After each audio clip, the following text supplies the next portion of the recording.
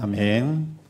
네, 반갑습니다. 이 시간 예배에 오신 여러분들을 진심으로 환영하고 축복합니다.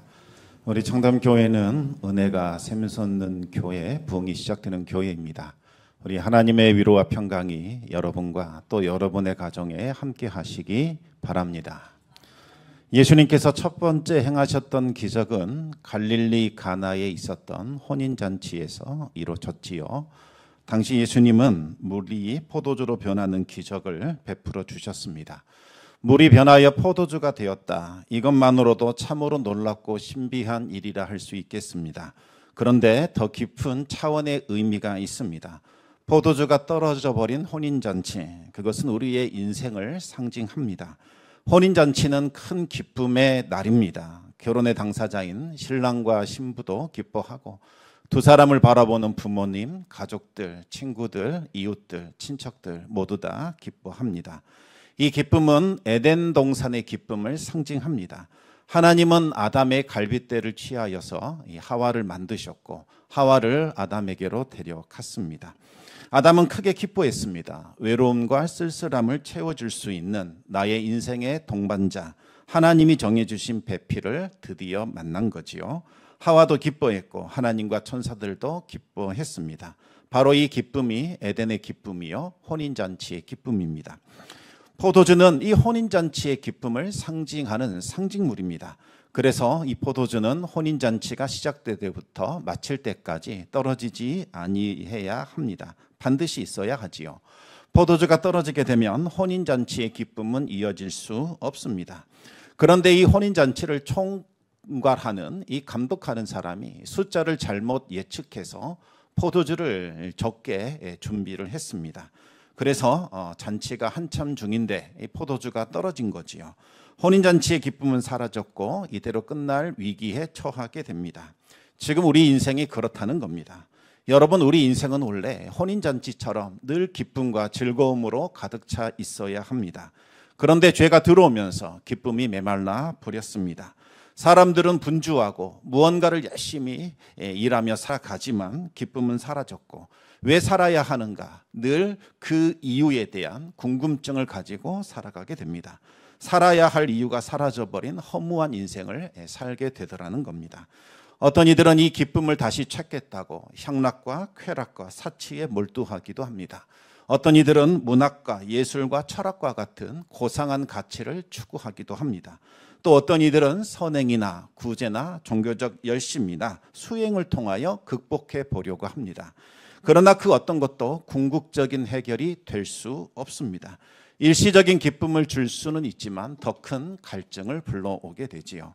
오직 예수님만이 이 혼인잔치의 기쁨을 다시 가져오실 수 있는 분이십니다. 예수님께서 물을 포도주로 바꾸자 중단될 뻔한 혼인잔치에 다시 기쁨이 찾아오게 됩니다. 예수님이 주신 포도주는 이전보다 훨씬 더 좋은 품질이었습니다. 물이 변하여 포도주가 된 기적은 오직 예수님만이 우리 인생의 허무함을 기쁨으로 바꿀 수 있는 분이라는 것을 보여줍니다. 그리고 그 일을 하시기 위하여 이 땅에 오셨다는 것을 보여줍니다. 예수님 외에는 물을 포도주로 바꿀 만한 존재가 없습니다. 그 누구도 스스로의 힘으로 인생의 허무함과 공허함의 문제를 해결할 수 없다는 거지요. 예수님은 우리에게 구원과 기쁨을 주시기 위하여 십자가에 달려 죽으셨습니다. 십자가를 통하여 죄의 문제를 해결하셨고 성령을 부으셨고 하늘의 기쁨을 가져오셨습니다. 그 기쁨을 누리기를 원하신다면 예수님을 믿고 영접하셔야 합니다. 예수님을 믿고 따를 때에 생명수 차고 넘치는 풍성한 삶을 살아갈 수 있습니다. 오늘 본문을 보시면 인생의 기쁨을 회복하게 된 한 사람이 나오고 있습니다. 이 사람은 태어나면서부터 한 번도 걸어보지 못한 사람입니다. 다리가 아파서 걷는 것이 불편한 분들은 이것이 얼마나 힘든 일인지 알 수 있습니다. 비록 더디게 걷는다 할지라도 내가 가고 싶은 곳, 내 발로 걸어 다닐 수 있다. 이것이 얼마나 큰 은혜요, 축복인지 새삼 실감할 수 있습니다. 걷지 못하면 누군가가 나를 그곳으로 데려가 줘야 합니다. 누군가에게 도움을 받아야, 누군가에게 의존해야만 내 인생 살아갈 수 있다는 겁니다. 내 인생인데 내 힘으로 내 노력으로 살 수 없다는 거지요. 얼마나 무기력하고 또 얼마나 좌절감이 크겠습니까? 오늘 본문에 나오는 이 사람은 일평생 한 번도 걸어본 적이 없는 사람입니다. 사고를 당해서 뼈가 부러졌다거나 힘줄이 끊어져서 걷지 못한 것 아닙니다. 태어날 때부터 근육에 문제가 있었는지 아니면 신경에 문제가 있었는지 알 수 없지만 자신의 발로 땅을 딛고 일어선 본 적이 없는 사람입니다. 그저 다른 사람들이 걸어가는 그 광경을 눈으로 지켜보며 부러워할 뿐입니다. 내 발로 걷는다면 얼마나 좋을까? 어떤 기분일까? 내가 가고 싶은 거 마음껏 다닐 수 있다면 어떤 행복감을 느낄 수 있을까? 어쩌면 자신의 인생을 탓하고 저주하면서 괴로운 삶을 살았을지도 모릅니다. 이 사람의 인생은 포도주가 떨어져 버린 혼인잔치와 같이 기쁨이 완전히 메말라 버린 허무한 인생을 살아가고 있었습니다. 그런데 이 사람에게도 기쁨이 찾아오게 됩니다. 한 번도 걸어보지 못했던 사람이 다시 걷게 된 겁니다. 꿈에서나 가능했을 만한 일이 실제로 일어나게 된 거지요. 얼마나 기뻤겠습니까? 이 기쁨은 바로 바울이 전해준 복음, 바로 그 복음과 함께 시작이 된 겁니다. 그리고 이 기쁨은 한 개인의 기쁨으로 끝난 것이 아니라 마을 전체의 기쁨으로 확장되었고 확대되었습니다. 오늘 이와 같은 기쁨이 여러분 자신과 여러분의 가정과 그리고 여러분이 속한 공동체에 임할 수 있기를 우리 주님의 이름으로 축원합니다.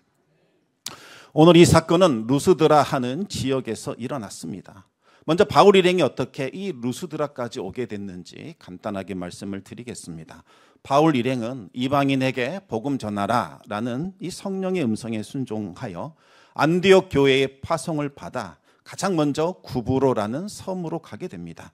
그곳에서 선교 사역을 성공적으로 마친 후에는 이제 배를 타고 다시 돌아와 버가라는 지역에 가게 되지요.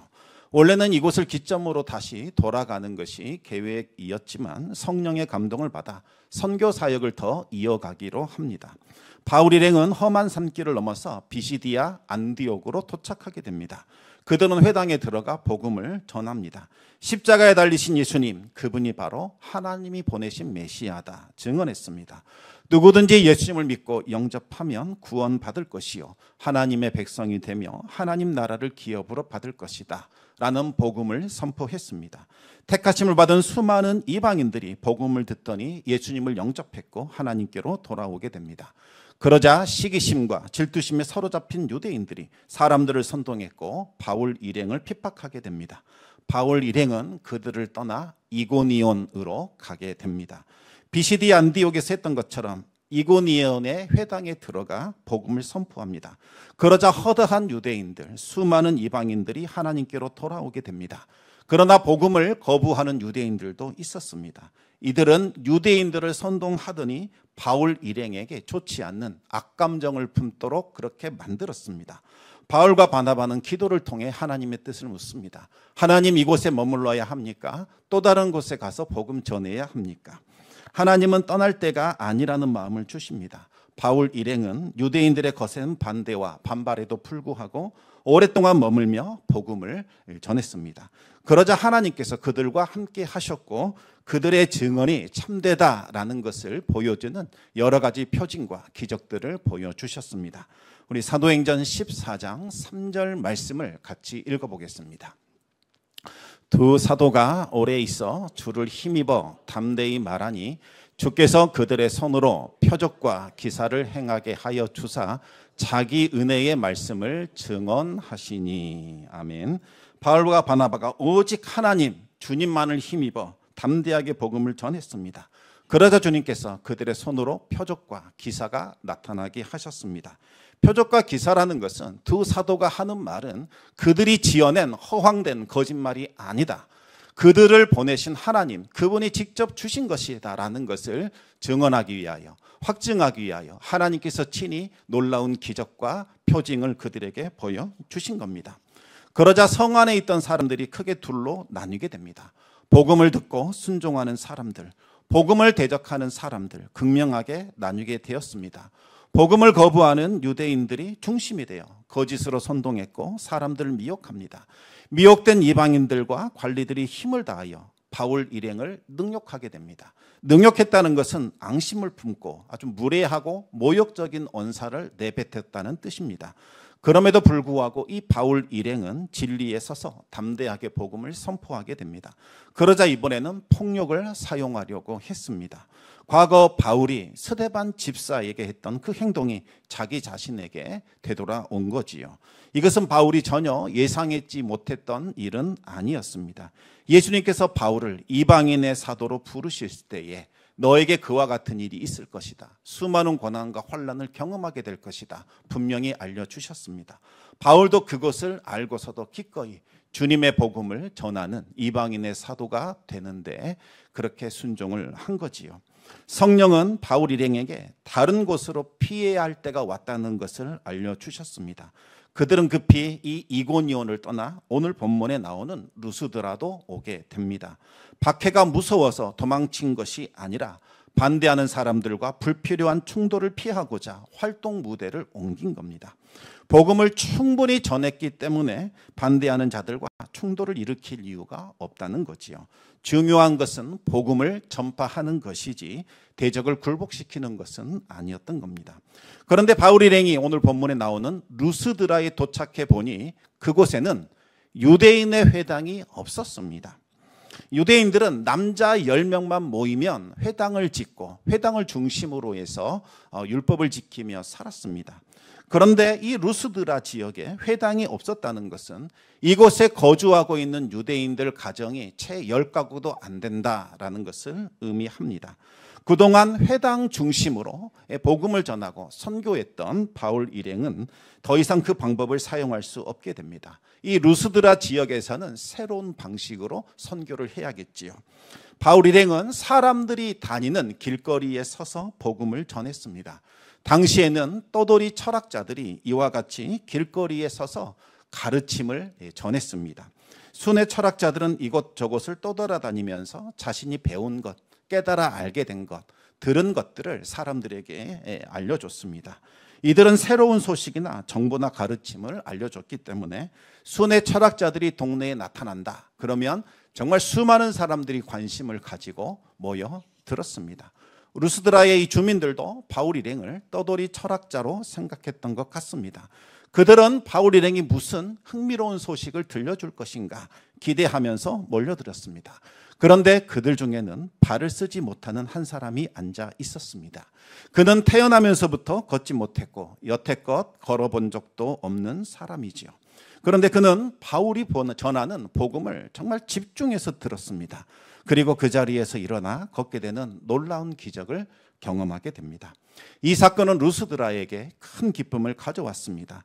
걷게 된 사람도 기뻤고 온 마을 사람들도 기뻐했습니다. 전설로만 전해져 내려오는 신들의 아버지 제우스가 헤르메스를 데리고 사람의 모습으로 우리를 찾아왔다 소리쳤습니다. 루스드라 성이 펄칵 뒤집히게 됩니다. 제우스 신전의 사제들이 바울과 바나바에게 제사를 드리겠다고 황소와 화환을 준비해서 나오게 됩니다. 바울과 바나바는 깜짝 놀라 옷을 찢고 소리를 지르며 그들을 말려야만 했습니다. 여러분, 무엇이 이와 같은 큰 기쁨과 구원과 기적을 가져온 걸까요? 성경은 그 핵심 비결은 바로 믿음이었다 이렇게 증언하고 있습니다. 우리 사도행전 14장 8절과 9절 말씀을 같이 읽어보겠습니다. 루스드라에 발을 쓰지 못하는 한 사람이 앉아 있는데 나면서 걷지 못하게 되어 걸어 본 적이 없는 자라. 바울이 말하는 것을 듣거늘 바울이 주목하여 구원받을 만한 믿음이 그에게 있는 것을 보고. 아멘. 여러분, 바울이 주목하여 본 것은 그 사람 안에 있는 믿음이었습니다. 그에게는 구원받을 만한 믿음이 있었습니다. 여러분, 하나님이 주시는 은혜를 받겠다라고 하면 반드시 믿음이 있어야 합니다. 믿음이 있어야 하나님이 주시는 은혜를 값없이 누릴 수 있죠. 히브리서 11장 6절 말씀을 같이 읽겠습니다. 믿음이 없이는 하나님을 기쁘시게 하지 못하나니 하나님께 나아가는 자는 반드시 그가 계신 것과 또한 그가 자기를 찾는 자들에게 상 주시는 이심을 믿어야 할지니라. 아멘. 우리에게 구원받을 만한 믿음이 회복될 때에 기적이 일어나게 되고 하늘의 기쁨과 즐거움과 만족을 충만하게 받아 누릴 수 있습니다. 구원받을 만한 믿음을 소유하시기 바랍니다. 그러면 어떻게 해야 이 구원받을 만한 믿음을 소유할 수 있을까요? 첫째로 구원받을 만한 믿음을 가지려면 반드시 말씀의 자리로 나오셔야 합니다. 이 사람은 발을 쓰지 못하는 사람입니다. 그런데 어떻게 바울이 말하는 자리, 그 자리에 나와 앉아 있을 수 있었을까요? 바울이 우연히 그 사람이 앉아 있는 곳으로 가서 말씀을 전했던 걸까요? 그렇지 않지요. 중풍병자를 친구들이 침상채 들고 왔던 것처럼 누군가가 이 사람을 말씀의 자리로 데리고 온 겁니다. 여러분, 믿음이라는 것은 자기 개발서가 말하는 자기 신념, 자기 확신과는 완전히 다릅니다. 자기 개발서도 중요하게 말하는 것은 확고한 믿음이나 확신이나 신념입니다. 분명히 할 수 있다는 신념, 반드시 해내겠다는 마음, 그것만 있으면 무엇이든지 다 이룰 수 있다, 그렇게 말을 합니다. 그러나 성경이 말하는 믿음은 그와 같은 신념이나 확신과는 완전히 다릅니다. 오히려 하나님, 저는 무기력합니다. 저는 할 수 없습니다. 제가 할 수 있는 것은 아무것도 없습니다. 하늘로부터 내려오는 능력을 저에게 부어주십시오. 하늘에 속한 지혜와 명철을 깨달아 알게 하여 주시고 하나님의 도우심으로 저의 앞길, 인생길을 헤쳐나갈 수 있도록 도와주시옵소서. 자기를 낮출 때에, 하나님을 높일 때에 비로소 하나님이 주시는 믿음을 받아 누릴 수 있습니다. 철저하게 자기 자신의 나약함과 무기력함을 고백해야 합니다. 자기계발서가 중요하게 생각하는 것은 바로 인간 안에 들어있는 잠재력, 이렇게 말을 합니다. 우리 인간의 내면에는 무한한 잠재력이 있다, 밑도 끝도 없이 그렇게 전제를 합니다. 그것을 다 개발해서 사용할 수만 있다면 너희들은 무엇인지 다 해낼 수 있다, 이렇게 주장을 합니다. 자기 자신을 믿고 최선 다하는 사람, 그 사람은 잠재력을 다 끌어낼 수 있고 원하는 것을 성취할 수 있다, 그렇게 주장을 합니다. 그러나 성경은 인간의 잠재력을 절대적인 것으로 평가하지 않습니다. 물론 인간의 잠재력을 부정하거나 과소평가하지도 않습니다. 그러나 인간이 가진 능력, 지혜 다 발휘한다 할지라도 한계가 분명히 있다는 겁니다. 자기 자신을 구원한다거나 그것으로는 영생을 얻을 수 없다는 거지요. 우리 안에 들어있는 것, 이것으로는 우리 스스로를 구원할 수 없다는 겁니다. 스스로 자력으로 구원은 불가능하다는 거지요. 깊은 수렁에 빠져있는 사람이 있다고 가정해 보시기 바랍니다. 그 사람을 향하여 외칩니다. 너는 오늘부터 열심히 해라. 이 수렁에서 빠져서 나갈 수 있다, 외쳐라. 그리고 열심히 점프를 해라. 그러면 어느샌가 네가 이 수렁 밖으로 빠져나갈 수 있을 것이다, 그렇게 주장하는데 말도 안 되는 이야기입니다. 여러분, 구원은 우리 존재 밖에서 우리에게 들어오는 겁니다. 누군가가 나에게 밧줄을 내려줘야 합니다. 그러면 나는 내 자신의 노력과 모든 시도를 다 포기하고 내려주는 그 밧줄에 내 전부를 의지하여 붙잡아야 합니다. 그래야 수렁에서 빠져나올 수 있는 거죠. 그 밧줄을 구원줄로 인식하고 그 밧줄에 나의 전 존재를 내어 맡길 때에 비로소 구원을 경험하게 된다는 겁니다. 우리 내면에 있는 잠재력이나 능력 믿는 것이 아닙니다. 우리는 창조주 하나님, 능력의 하나님, 생명의 하나님, 그분을 믿는 겁니다. 하나님께서 수렁에서 건져내 주실 것이요, 우리에게 구원과 생명과 영광과 존귀를 주실 것이다, 바로 그 하나님을 믿는 겁니다. 그런데 여러분, 막연하게 믿는 것 아닙니다.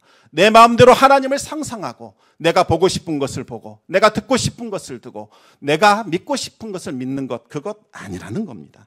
그것은 하나님을 믿는 것이 아니죠. 내가 만들어낸 하나님, 내가 상상해낸 하나님, 그 하나님을 믿는 것에 불과합니다. 우리가 믿는 하나님은 바로 하나님의 약속, 말씀하신 그 약속을 믿는 겁니다. 하나님이 우리에게 주신 약속의 말씀을 붙드는 겁니다. 하나님이 어떤 분이십니까? 하나님은 우리에게 말씀하시는 분이십니다. 날마다 우리에게 구원과 회복과 생명을 말씀해 주십니다. 우리 함께 예레미야 33장 3절 말씀을 같이 읽어보겠습니다. 너는 내게 부르짖으라. 내가 내게 응답하겠고 내가 알지 못하는 크고 은밀한 일을 내게 보이리라. 아멘. 이 말씀은 선지자 예레미야에게 임한 말씀이지요.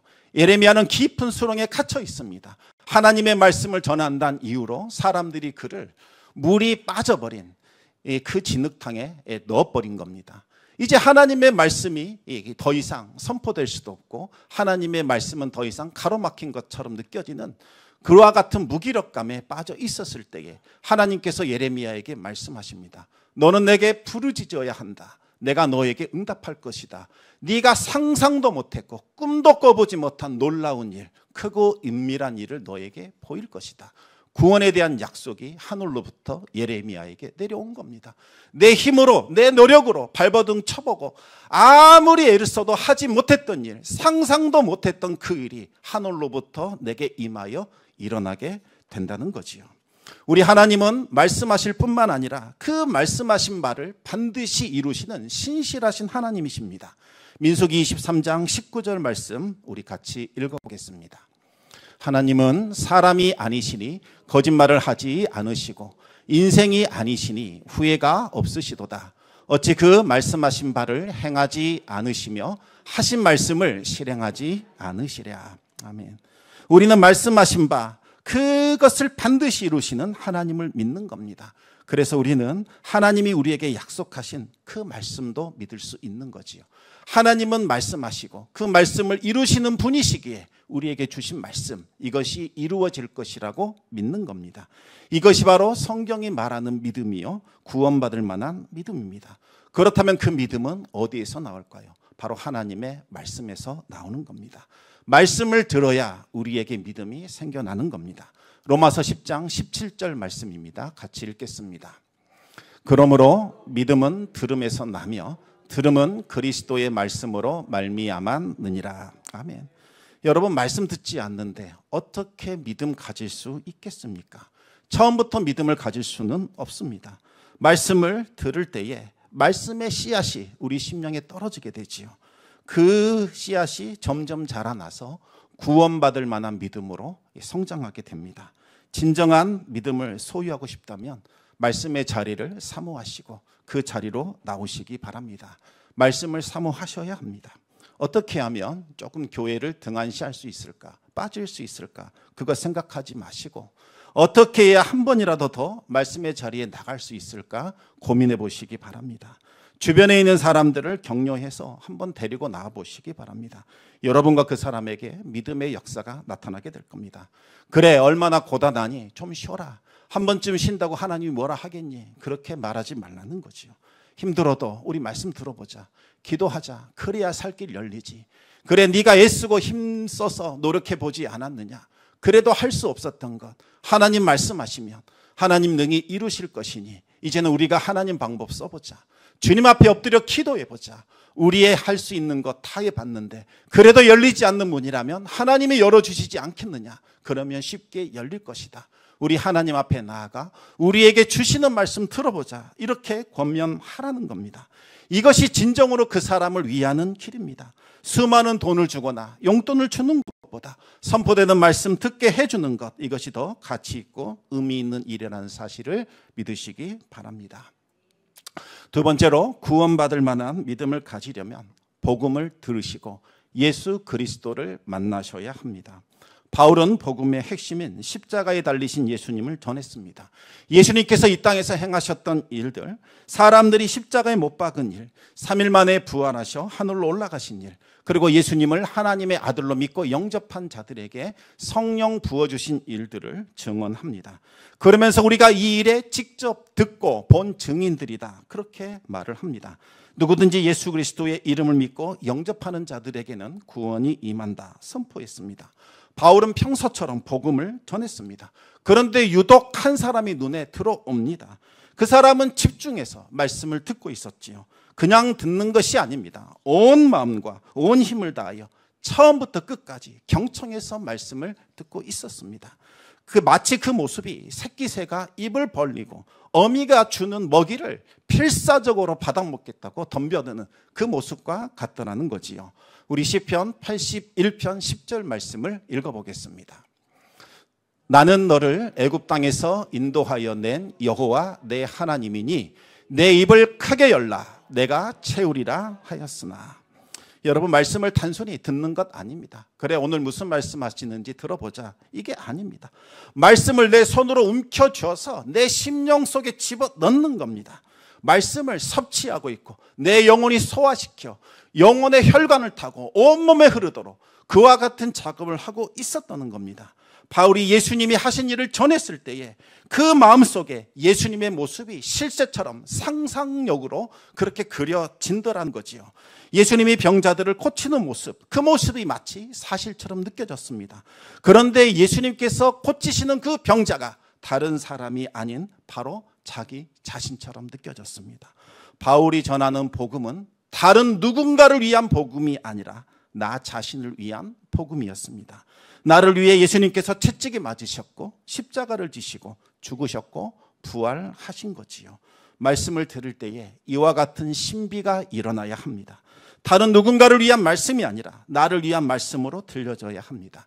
누구에게 이와 같은 말씀이 들려질까요? 말씀을 사모하는 사람, 말씀을 경청하는 사람, 오늘 내가 들어야 할 말씀 들려지게 해 주십시오.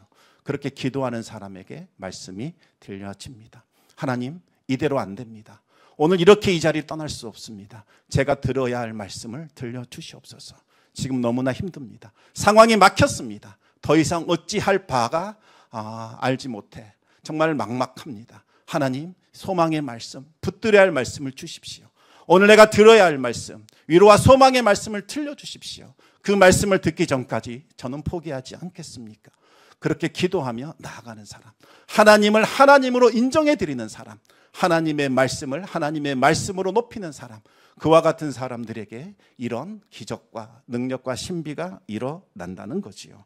말씀을 통해서 주님을 만나게 되는 겁니다. 그 순간 바울은 그 사람에게 구원받을 만한 믿음이 들어갔다는 것을 깨닫게 됩니다. 구원을 베풀어 줄 수 있는 믿음, 구원을 일으킬 수 있는 믿음이 그 심령 안에 들어간 겁니다. 이것은 자기 확신이냐 긍정적인 사고방식 말하는 것이 아닙니다. 말씀을 들을 때에 온 몸과 마음과 생각과 뜻과 힘을 다하여 말씀에 집중할 때에 주님께서 주시는 바로 그 믿음을 말하는 겁니다. 우리 함께 히브리서 12장 2절 말씀 앞부분만 같이 읽어보겠습니다. 믿음의 주요 또 온전하게 하시는 이인 예수를 바라보자. 아멘. 여기까지만 읽겠습니다. 여러분, 믿음의 주라는 것은 예수님께서 믿음을 만들어내는 믿음의 원천인 창시자이시오. 바로 그분으로부터 믿음이 흘러나온다. 이와 같은 뜻을 가지고 있습니다. 믿음을 통하여, 말씀을 통하여 이 믿음 그 자체이신 예수님을 우리가 만날 때, 그분을 바라볼 때에 그분으로부터 믿음이 우리 심령을 적시게 되고 흘러나오게 된다는 말씀이죠. 여러분이 설교자에게 기대하셔야 하는 것은 재미있는 이야기, 인생을 살아가는 지혜나 성공 스토리 이런 것이 아니어야 합니다. 그것 갖고는 믿음 생기지 않습니다. 오히려 여러분의 영혼은 변질되고 죽어가게 될 겁니다. 여러분은 나에게 들려주시는 하나님의 말씀, 그 말씀이 대언되게 해달라고 목사님이 설교자가 세상 향락과 쾌락과 세상적인 탐욕에 물들어 헛된 이야기 하지 않게 해달라고 기도하셔야 합니다. 중보 기도하시는 분들은 특별히 말씀을 위해서 기도하시기 바랍니다. 하나님, 나에게 들려주시는 말씀, 우리 성도들에게 선포되는 말씀, 그 하나님의 말씀을 가감없이 대언할 수 있도록 그의 생각과 마음과 입술과 심령을 지켜주십시오. 그렇게 기도하셔야 합니다. 그 말씀이 선포되어야 여러분은 그 말씀을 들을 수 있는 거지요. 그 말씀을 들으려면 여러분에게는 듣는 마음이 있어야 합니다. 사무엘처럼 여러분 말씀 듣기 전에 기도하셔야 합니다. 주여 말씀하옵소서, 주의 종이 듣겠나이다. 그와 같은 마음으로, 간절한 마음으로 말씀을 받으셔야 합니다. 그래야 그 말씀을 통해서 주님을 만나게 되고 구원받을 만한 믿음을 소유할 수 있게 됩니다. 마지막으로 선포된 말씀에 순종하셔야 합니다. 바울은 이 입술의 고백에는 놀라운 권세가 있다는 것을 잘 알고 있었습니다. 마음으로 믿어 의에 이르고 입으로 시인할 때에 구원에 이르게 되지요. 바울은 그 사람이 구원받을 만한 믿음을 가졌다는 것을 확인하자 입을 열어 담대하게 믿음의 말씀을 선포하게 됩니다. 너의 발로 서서 일어나 걸으라. 걷지 못하는 사람의 입장에서는 바울의 선포가 황당하게 들릴 수 있습니다. 내가 한 번도 일어서 본 적이 없는데, 어떻게 일어나야 하는 줄도 모르는데 왜 저 사람은 나한테 일어나라 외치는 걸까? 내가 어떤 상황인지, 내가 어떤 처지인지 그 사람 과연 알긴 할까? 너무나 무책임한 말을 하는 것은 아닐까, 그런 생각에 들을 수도 있습니다. 그러나 그 사람의 마음에는 이미 믿음이 들어와 있었습니다. 복음을 들을 때에, 예수님이 하신 일을 들었을 때에 이미 자기 자신이 고침받고 일어나 걷는 장면이 여러 번 반복해서 그의 마음속에 떠올랐던 거지요. 구원받을 만한 믿음이 이미 그의 안에 있었습니다. 그 사람은 바울이 선포하는 그 말씀을 붙잡았고 그것을 지팡이 삼아 그대로 순종하여 일어나게 됩니다. 그러자 기적이 나타났습니다. 즉시 일어나 걷게 되었지요. 바울이 한 일은 그저 단순하게 믿음으로 말씀을 선포한 것밖에 없습니다. 그 사람이 믿을 만한, 구원받을 만한 믿음을 소유했다는 것을 깨달았을 때에 일어나 걸으라 선포했을 뿐이죠. 믿음을 사용할 수 있도록 옆에서 도와준 것, 그것에 불과합니다. 바울이 이 사람 일으킨 것 아니라는 겁니다. 그 사람이 잠재력을 끌어내어 일어선 것도 아닙니다. 그 안에 있던 구원받을 만한 믿음, 그것이 실체를 드러내게 되었고 그 사람을 일으켜 세운 겁니다. 그 믿음은 바로 예수 그리스도께로부터 흘러나온 믿음이었습니다. 예수님을 하나님의 아들로 인정하고 고백할 때, 나를 구원하실 수 있는 구원자로 고백하며 그분 앞에 엎드릴 때에 생겨난 믿음입니다. 그 믿음을 가지고 선포된 말씀에 순종했을 때에 완전한 치유와 회복이 일어나게 되었던 겁니다. 여러분, 구원받을 만한 믿음은 말씀을 사모하는 사람, 말씀 듣기를 원하는 사람, 말씀 경청하는 사람에게 주시는 하나님의 은혜입니다. 선포되는 말씀을 지금 나에게 들려주시는 말씀, 내가 붙잡고 순종해야 하는 말씀, 내 생명을 걸고 붙들어야 하는 말씀으로 받아들일 때에 구원받을 만한 믿음이 생겨나는 거지요.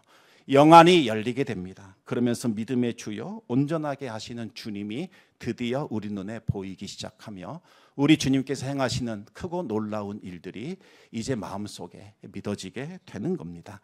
그럴 때 우리는 큰 믿음을 소유할 수 있습니다. 성도 여러분, 말씀의 자리를 사모하시기 바랍니다. 첫째도 말씀, 두 번째도 말씀, 세 번째도 말씀입니다. 말씀을 통해서 믿음의 주요 온전하게 하시는 예수님, 그분을 바라보게 되기를 바랍니다. 그리고 선포되는 말씀에 순종하시기 바랍니다. 그 믿음이 일으키는 놀라운 기적과 신비한 능력을 경험하게 될 겁니다. 말씀을 사모함으로 구원받을 만한 믿음을 소유하기를 축복합니다. 그 믿음이 일으키는 구원과 회복이 여러분과 함께 하시기를 우리 주님의 이름으로 축원합니다.